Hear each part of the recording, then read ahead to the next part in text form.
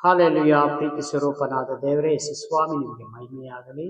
ಈ ರಾತ್ರಿ ವೇಳೆಯಲ್ಲಿ ಒಂದು ಹಾಡಿನ ಮುಖಾಂತರ ಸ್ವಾಮಿ ನಿಮ್ಮ ನಾಮವನ್ನು ಮಹಿಮೆ ಪಡಿಸುತ್ತೇವೆ. ಅದ್ರ ಮುಖಾಂತರ ಒಂದು ವಾಕ್ಯ ಭಾಗವನ್ನು ತೆಗೆದುಕೊಳ್ಳೋಣ. ಕೀರ್ತನೆ ಗ್ರಂಥದಲ್ಲಿ 25ನೇ ಅಧ್ಯಾಯ 1ನೇ ವಚನವಾಗಿದೆ. ಯೆಹೋವನೇ, ನಿನ್ನಲ್ಲಿ ಮನಸ್ಸಿಟ್ಟಿದ್ದೇನೆ, ನನ್ನ ದೇವರೇ ನಿನ್ನನ್ನೇ ನಂಬಿದ್ದೇನೆ. ಹಾಲೆಲೂಯ. ದಾವೀದನು ದೇವರಲ್ಲಿ ಪ್ರಾರ್ಥನೆ ಮಾಡಿದ ಪ್ರಕಾರವೇ, ಯೆಹೋವನೇ ನಿನ್ನಲ್ಲಿ ಮನಸ್ಸಿಟ್ಟಿದ್ದೇನೆ. ಹಾಲೆಲೂಯ. ಇದ್ರ ಸ್ವಾಮಿ, ಈಗ ಯಾವ ಭಕ್ತರು ಈ ರೀತಿಯಾಗಿ ಪ್ರಾರ್ಥನೆ ಮಾಡುತ್ತಾರೋ, ಇಂದಿನ ಕಾಲದಲ್ಲಿ ನಾನು ಹೇಗೆ ಜೀವಿಸ್ತಾ ಇದ್ದೆ ಎಂಬುದಾಗಿ ನಾನು ಸ್ವಾಮಿ ನಿನ್ನನ್ನು ಕಂಡುಕೊಂಡ ಮೇಲೆ ದೇವರೇ ನಿನ್ನನ್ನೇ ನಂಬಿದ್ದೇನೆ ಅಂತ ಈ ಭೂಲೋಕದಲ್ಲಿರುವ ಜನರು ಎಷ್ಟು ಜನ ದೇವರ ಹತ್ರ ನೀವು ಪ್ರಾರ್ಥನೆ ಮಾಡುವರಾಗಿದ್ದೀವಿ ಪ್ರಿಯರೇ. ಹಾಲೆಲೂಯ. ಅದಕ್ಕೆ ಭಕ್ತನು ಹೇಳುವಾಗೆ, ಯೆಹೋವನೇ ನಿನ್ನಲ್ಲಿ ಮನಸ್ಸಿಟ್ಟಿದ್ದೇನೆ, ನನ್ನ ದೇವರೇ ನಿನ್ನನ್ನೇ ನಂಬಿದ್ದೇನೆ. ದೇವರನ್ನ ನಂಬಿದ್ರೆ ಯಾವತ್ತೂ ಆಶಾಭಂಗ ಆಗುವುದೇ ಇಲ್ಲ. ಹಾಲೆಲೂಯ. ದೇವರು ತಾನೇ ವಾಗ್ದಾನ ಮಾಡಿದ ದೇಶಕ್ಕೆ ನಮ್ಮನ್ನ ಕರೆದುಕೊಂಡು ಹೋಗುತ್ತಾರೆ ಪ್ರಿಯರೇ. ಯಾವ ಭಕ್ತರು ಈ ರೀತಿಯಾಗಿ ಪ್ರಾರ್ಥನೆ ಮಾಡುತ್ತಾರೋ, ನಿನ್ನನ್ನೇ ನಂಬಿದ್ದೇನೆ ಸ್ವಾಮಿ, ನನ್ನನ್ನು ಕೈ ಬಿಡದಂತೆ ನೀನು ಕಾಪಾಡು, ನೀನು ನಡೆಸು ದೇವರೇ. ಸ್ತೋತ್ರ. ಹಲ್ಲೆಲೂಯ. ಒಂದು ವೇಳೆ ಮನುಷ್ಯನು ಕೈ ಬಿಟ್ಟರು ಬಿಡಬಹುದು ದೇವರೇ, ಆದರೆ ನೀನು ಹಾಗೆ ಅಲ್ಲ. ನೀನು ಕೈ ಹಿಡಿದು ಯಾವಾಗ ಸದಾ ಕಾಲ ನಮ್ಮನ್ನ ನಿಮ್ಮ ವಾಕ್ಯದಲ್ಲಿ ನಡೆಸಿಕೊಂಡು ಈ ಭೂಮಿ ಮೇಲೆ ಹೋಗೋಣ ಬರೋಣ ಎಲ್ಲ ಜಾಗದಲ್ಲಿ ದೇವರೇ ನಿಮ್ಮ ಕೃಪೆ, ನಿಮ್ಮ ಸಾನ್ನಿಧ್ಯ, ನಿಮ್ಮ ಹಸ್ತ ದೇವರೇ ನಮ್ಮ ಕುಟುಂಬದ ಮೇಲೆ ನಮ್ಮ ಮೇಲೆ ಇರಲಿ ಅಂತ ಯಾರ್ಯಾರು ಭಕ್ತರಾಗಿರುವಂತವ್ರು ಕೇಳಿಕೊಳ್ಳುತ್ತಾರೆ, ಅವರಿಗೆ ಧಾರಾಳವಾಗಿ ದೇವರ ಕರುಣೆ ದಯೆ, ಅವರು ಹೋಗೋಣ ಬರೋಣದಲ್ಲೆಲ್ಲ ತನ್ನ ದೂತರು ಅವರ ಸಂಗಡ ಇರುವರು. ಇದು ವಾಕ್ಯ ನಾವು ಹೇಳ್ತಾರ ಮಾತಲ್ಲ ಪ್ರಿಯರೇ, ಈ ವಾಕ್ಯದಲ್ಲಿ ಹಾಗೆ ಇದೆ, ಈ ಗ್ರಂಥದಲ್ಲಿ ಹಾಗೆ ಬರೆಯಲ್ಪಟ್ಟಿದೆ. ನಿಮ್ಮ ದೂತರು ಕಾಲಿಗೆ ಕಲ್ಲು ತಗಲದ ಹಾಗೆ ತನ್ನ ಕೈಯಲ್ಲಿ ಎತ್ತಿಕೊಳ್ಳುವರು ಸಹ ಬರೆದಿದೆಯಲ್ಲ.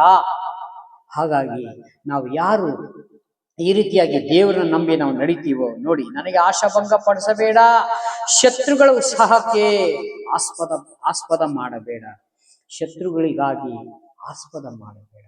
ಹಾಲೆಲೂಯ. ನಾನು ನಿನ್ನ ನಂಬಿದ್ದೇನೆ, ನನ್ನನ್ನು ನೀನು ಕೈ ಹಿಡಿದು ನಡೆಸು ಎಂಬುದಾಗಿ ನಾವೆಲ್ಲ ಬೇಡಿಕೊಳ್ಬೇಕಾಗಿದೆ ಪ್ರಿಯರೇ. ಹಾಲೆಲೂಯ. ಹಾಗೂ ಮತ್ತೆ 7ನೇ ವಚನ ಹೇಳ್ತದೆ, ಯೆಹೋವನೇ ನಿನ್ನ ಮಾರ್ಗವನ್ನು ನನಗೆ ತಿಳಿಸು, ನೀನು ಒಪ್ಪುವ ದಾರಿಯನ್ನು ತೋರಿಸು.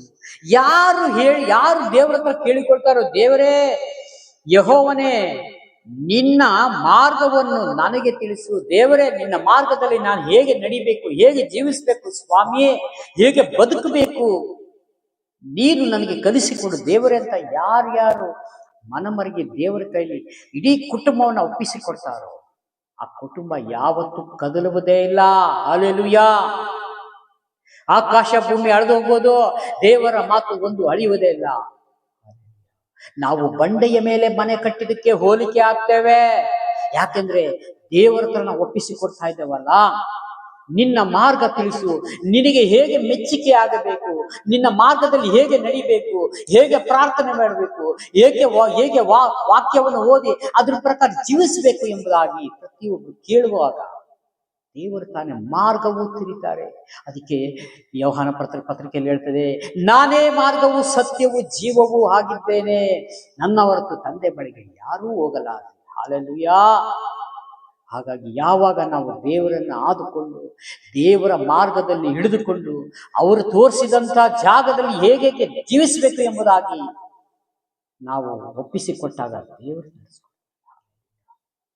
ಹಾಗಾಗಿ ಈ ಕೆಳಗಡೆ ನೋಡಿ, ನಿನ್ನ ಸತ್ಯಾನುಸಾರವಾಗಿ ನನ್ನನ್ನು ನಡೆಸುತ್ತಾ ಉಪದೇಶಿಸು. ನೋಡಿ, ದೇವರ ಸತ್ಯಾನುಸಾರವಾಗಿ ನನ್ನನ್ನು ನಡೆಸುತ್ತಾ. ನೋಡಿ, ಭಕ್ತನು ಕೇಳುವಂತವ್ರು ಇವತ್ತು ಆಲಯದಲ್ಲಿ ಪ್ರಾರ್ಥನೆ ಕೇಳಿಕೊಂಡು ವಾಕ್ಯವನ್ನು ಕೇಳುವಂತ ಸ್ವಂತ ಮನೆಗಳಲ್ಲಿ ಅವರವ್ರ ಮನೆಗಳಲ್ಲಿ ಕೂತ್ಕೊಂಡು ಕೇಳುವಂತವ್ರು ಎಲ್ಲರಿಗೂ ದೇವರು ಉತ್ತರ ಕೊಡುವಂತರಾಗಿದ್ದಾರೆ ಪ್ರಿಯರೇ. ಹಲ್ಲೆಲೂಯಾ. ನೋಡಿ, ನಿನ್ನ ಸತ್ಯಾನುಸಾರವಾಗಿ ನನ್ನನ್ನು ನಡೆಸಿ ಉಪದೇಶಿಸು. ಯಾವಾಗ ಉಪದೇಶಿಸು ಅಂದ್ರೆ ಏನು? ದೇವರೇ ಉಪದೇಶ ಮಾಡ್ತಾರೆ ನಮಗೆ, ನಮ್ಮ ಆತ್ಮಕ್ಕೆ ಉಪದೇಶ ಮಾಡ್ತಾರೆ, ಈ ವಾಕ್ಯದ ಮುಖಾಂತರ ಉಪದೇಶ ಮಾಡ್ತಾರೆ. ನೀನ್ ಇಂತಿಂತ ಮಾರ್ಗದಲ್ಲಿ ನಡೆಯಬೇಕು. ದುಷ್ಟನ ಹಾದಿಯನ್ನು ಹಿಡಿಬೇಡ, ಸತ್ಯದ ಹಾದಿಯನ್ನು ಹಿಡೆ, ವಾಕ್ಯಕ್ಕೆ ಅನುಗುಣವಾಗಿ ಜೀವಿಸು, ಪ್ರಾರ್ಥಿಸು. ನಾನು ನಿನಗೆ ನಡೆಯಬೇಕಾದ ಮಾರ್ಗವನ್ನು ನಾನು ತೋರಿಸ್ತೇನೆ. ಹಲ್ಲೆಲೂಯಾ. ಹಾಗಾಗಿ ನೀನೇ ನನ್ನನ್ನು ರಕ್ಷಿಸುವ ದೇವರು, ಹಗಲೆಲ್ಲ ನಿನ್ನನ್ನೇ ನಿರೀಕ್ಷಿಸುವನಾಗಿದ್ದೇನೆ. ನೋಡಿ ಭಕ್ತನು ಏನ್ ಕೇಳ್ತಾನೆ, ಇವೆಲ್ಲ ಮೇಲಿಂದ ಓದ್ತಾ ಬರ್ತಾ ಕೆಳಗಡೆ ತೋರಿಸ್ತದೆ, ನೀನೇ ನನ್ನನ್ನು ರಕ್ಷಿಸುವ ದೇವರು, ಮತ್ತಾರು ಇಲ್ಲ. ಯಾವ ಆಸ್ತಿ ನಮ್ಮನ್ನ ರಕ್ಷಣೆ ಮಾಡೋದು, ಯಾವ ದೊಡ್ಡ ಮನೆ ನಾವು ಕಟ್ಟಿಕೊಂಡು ಅದನ್ನು ರಕ್ಷಣೆ ಮಾಡೋದು, ನಮ್ಮ ಹಣ ಆಸ್ತಿ ರಕ್ಷಣೆ ಮಾಡೋದು. ಹಲ್ಲೆಲೂಯಾ. ಎಲ್ಲವನ್ನು ಈ ಬಿಟ್ಟು ಹೋಗ್ಬೇಕು ಪ್ರಿಯರೇ. ಇಲ್ಲಿ ದೇವರೇ ನಮ್ಮ ಸಂಗಡ ಇರುವಾಗ ನಾವು ಪರಲೋಕದಲ್ಲಿ ಇರ್ಬೋದಲ್ಲ. ಇದು ಈ ತರ ಯಾರಿಗೆ ಬೇಕು? ಅದಕ್ಕೆ ವಾಕ್ಯ ಹೇಳ್ತದೆ, ಲೋಕವೆಲ್ಲ ಸಂಪಾದನೆ ಮಾಡಿಕೊಂಡು ಆತ್ಮ ನಷ್ಟ ಮಾಡಿಕೊಂಡ್ರೆ ಏನು ಪ್ರಯೋಜನ, ನಿನಗೇನು ಲಾಭ? ಹಲ್ಲೆಲೂಯಾ. ಲೋಕವೆಲ್ಲ ಸಂಪಾದನೆ ಮಾಡಿಕೊಂಡ್ರು ಅಂದ್ರೆ ಅರ್ಥ ಹಣ ಆಗಿರ್ಬೋದು, ಆಸ್ತಿ ಅಂತಸ್ತುಗಳಾಗಿರ್ಬೋದು, ನಮಗೆ ಇಷ್ಟ ಬಂದಂತ ರೀತಿ ಪ್ರಾಪರ್ಟಿಗಳನ್ನ ಮಾಡುವುದು. ನನ್ನ ಮಕ್ಕಳಿಗೆ ಬೇಕು, ನನ್ನ ಮೊಮ್ಮಕ್ಕಳಿಗೆ ಬೇಕು. ಹಲ್ಲೆಲೂಯಾ. ಎಲ್ಲರೂ ಒಂದು ದಿವಸ ಈ ಲೋಕ ಬಿಡುವರಾಗಿದ್ದಾರೆ. ನಿನ್ನ ಆಸ್ತಿ ಏನಾಯ್ತು? ನಿನ್ನ ಅಂತಸ್ತು ಏನಾಯ್ತು? ನಿನ್ನ ಕಾರು ಬಂಗಲೆ ಏನಾಯ್ತು? ನಿನ್ನ ಬ್ಯಾಂಕ್ ಬ್ಯಾಲೆನ್ಸ್ ಏನಾಯ್ತು ಪ್ರಿಯನೇ? ಹಲ್ಲೆಲೂಯಾ. ಎಷ್ಟೋ ಜನ ಇವತ್ತು ಅದ್ರ ಮೇಲೆ ಇದ್ದಾರೆ. ಹಾಗಾಗಿ ನೀವ್ಯಾವತ್ತು ಅಳಿದು ಹೋಗುವಂತದಕ್ಕಾಗಿ ದುಡಿಯೋದು ಬೇಡ. ಹಲ್ಲೆಲೂಯಾ. ನಿತ್ಯ ರಾಜ್ಯಕ್ಕಾಗಿ ದುಡಿಯಿರಿ ಎಂದಾಗಿ ಸ್ವಾಮಿ ಹೇಳಿಕೊಡ್ತಾ ಇದ್ದಾರೆ. ನಿತ್ಯ ರಾಜ್ಯ, ನಿತ್ಯವಾಗಿ ನಾವು ಜೀವಿಸುವಂತ ಪರಲೋಕ ರಾಜ್ಯಕ್ಕೋಸ್ಕರ ಇಲ್ಲಿ ದುಡಿಯಿರಿ. ಹಲ್ಲೆಲೂಯಾ. ನಾವು ಏನೋ ದೊಡ್ಡ ಊಟ ಮಾಡುವಂತವ್ರು ಎಷ್ಟು ಊಟ ಮಾಡ್ತೀವಿ ಪ್ರಿಯರೇ ನಾವು. ಅದಕ್ಕೆ ಹಕ್ಕಿಗಳನ್ನ ಸ್ವಾಮಿ ತೋರಿಸ್ತಾ ಇದ್ದಾರೆ ನಮಗೆ. ಹಾರಾಡ ಹಕ್ಕಿ ನೋಡ್ರಿ, ಅದು ಬಿತ್ತುವುದಿಲ್ಲ, ಕುಯ್ಯುವುದಿಲ್ಲ, ಅದಕ್ಕೆ ಕಣಜ ಇಲ್ಲ, ಸ್ಟಾಕ್ ಮಾಡಲ್ಲ, AC ರೂಮ್ ಇಲ್ಲ, ಹಾಸಿಗೆ ಇಲ್ಲ, ಬೆಡ್ ಇಲ್ಲ, ಏನೂ ಇಲ್ಲ. ಹಲ್ಲೆಲೂಯಾ. ಅವನ್ನೇ ಸಾಕ್ತಾ ಇದ್ದೀನಿ ಅಂತ ಹೇಳಿದ ಮೇಲೆ ಅದಕ್ಕಿಂತ ಹೆಚ್ಚಿನವರು ನಿಮ್ಮನ್ನ ನಾನು ಬಿಡ್ತೇನೆ. ಹಾಗಾಗಿ ನಾವು ದೇವರ ವಾಕ್ಯವನ್ನು ತೆಗೆದುಕೊಂಡು ಹೋಗ್ತಾ ಇದ್ರೆ ಸಮಯ ಸಾಲ. ಹಾಗಾಗಿ ನಾವು ಈ ಲೋಕದಲ್ಲಿರುವಂತ ಎಲ್ಲರ ಮೇಲೆ ನಾವು ಮನಸ್ಸಿಡದೆ, ಆದ್ರೆ ಎಲ್ಲ ಬೇಕು, ಆದರೆ ನಮಗೆ ಅಗತ್ಯಕ್ಕೆ ಎಷ್ಟು ಬೇಕು ಅಷ್ಟು ಸಾಕು. ಹೆಚ್ಚಾಗಿ ಮಾಡಿಕೊಂಡ್ರೆ ಏನಾಗ್ತದೆ, ಅದು ನಮ್ಮ ಕಲ್ಪನೆಗೂ ಮೀರಿ ಆಗ್ತದೆ. ಹಾಗಾಗಿ ಈ ರೀತಿಯಾಗಿ ಇರದಂತೆ ನಿಜವಾದ ದೇವರನ್ನ ನಂಬಿ ಶಾಂತರಾಗಿದ್ದು ಈ ಭೂಮಿಯಲ್ಲಿರೋ ತನಕ ದೇವರ ಹೆಸರಿನ ಮೇಲೆ ಬದುಕುವುದಾದರೆ ಒಂದು ದಿವಸ ಪರಲೋಕ ನಿಶ್ಚಯ. ಹಲ್ಲೆಲೂಯಾ. ಈ ಕೊಟ್ಟಂತ ಸಂದೇಶಕ್ಕಾಗಿ ನಿಮಗೆ ಸ್ತೋತ್ರ ಮಾಡಿಕೊಂಡು ಚಿಕ್ಕ ಪ್ರಾರ್ಥನೆ ಮಾಡೋಣ.